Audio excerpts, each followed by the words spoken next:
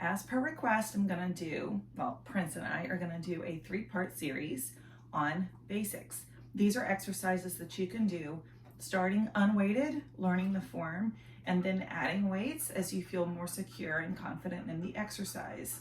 Each video is only going to include 5 simple exercises that make a big impact on 3 different large area muscle groups. So this is video 1, which is going to be about legs. Then we'll have video 2, which is about upper body. And finally, video 3 will be about the center core of the body. Okay, so I'll lead you through form today. I will do 12 reps of each exercise. You can play it over and over again.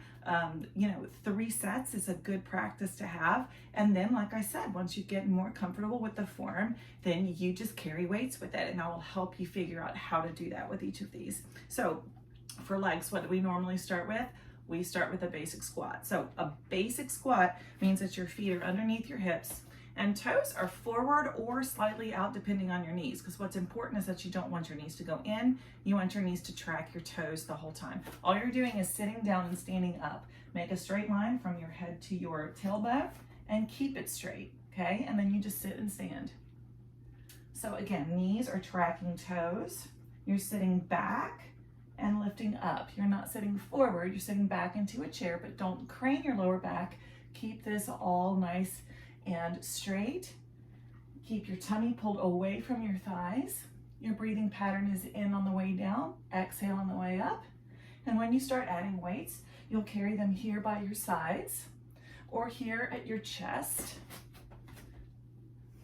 One more.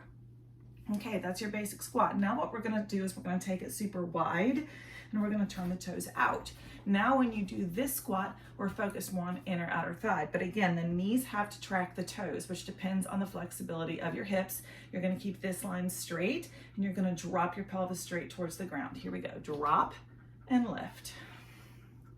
So again, knees tracking toes, making sure they don't buckle inward. You wanna press them down and back, and you're not sitting back, you're going straight down and up. And when you add weights, you can add them right here. You can add them right here. You can put them on your shoulders. You can put them on your hips. Pressing down and up, pelvis straight down and up. And one more. All right, now take this same position, but turn your body and your back toe to face one direction. So in this exercise, we're just, again, going straight down and up. To exercise both legs, we're not sitting back, straight down and up. So keep your pelvis underneath you. This knee is tracking the front toe, and that knee is going straight down, up. Make sure that your back heel is lifted, that you're on the back ball of the foot, and that both knees are tracking forward, not turned in or out. Make sure that this knee is not pressing forward. You're just going straight down and up. And then we're just going to switch legs. So what do? Same thing, other side. Toes, ankles, knees, hips, facing forward, straight down and up. Very simple. Dropping that knee straight down. Your range of motion depends on the flexibility of your hips. So if it's your first day, you might not be going all the way down. That's okay. When you add weights, you're here by your sides or you're on your shoulders.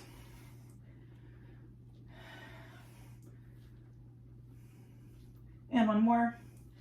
All right, and then we're gonna go into the good morning. So good morning is a hip hinge. Take your hands behind your ears, get it super straight, nice and tall, and we're just hinging from the hips. You're just bowing, good morning.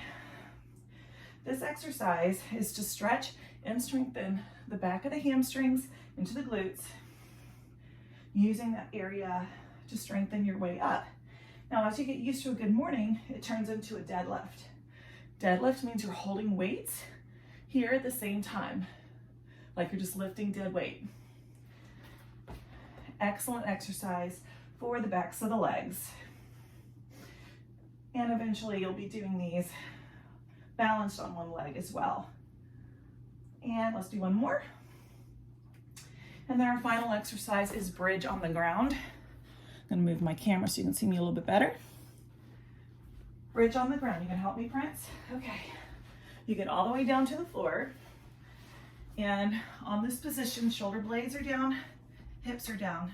Tuck your tailbone to you. Feel the small of your back touch the floor. Draw the navel in and up. And what you're going to do is you're going to bring your tailbone up toward the ceiling. So curl it under, bring it up toward the ceiling, and then bring it back down, putting each backbone down one at a time. Breathe. Exhale, tuck your tailbone under, bring it up towards the ceiling. Breathe.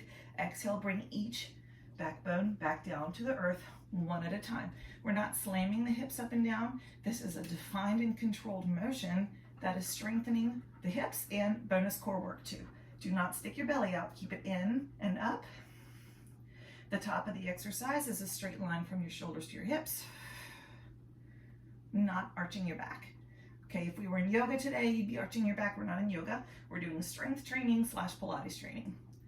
Exhale as you tuck under, lifting up. Exhale, put each backbone down one at a time, keeping that hip tucked under until the very bottom of the exercise, and take a breath and start again. Now, a lot of people add weights to this. For the most part, it's not necessary, because if you go really slow and controlled, it is going to be a great hip exercise regardless.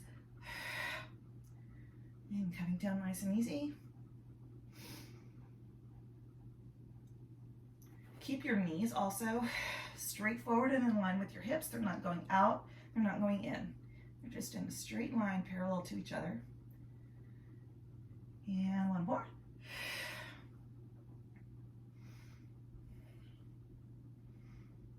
Now remember, anytime you do any strength training, you also have to stretch it back out.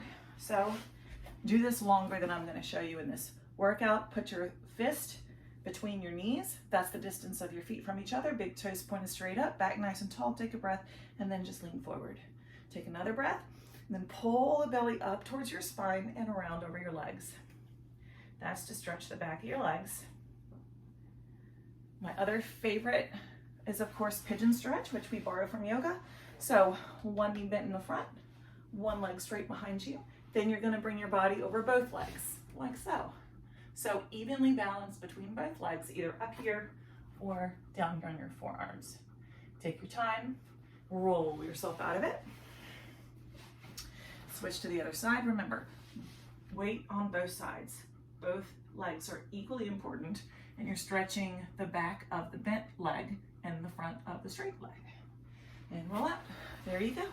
That's how we get started with legs and lower body. I'll see you next time.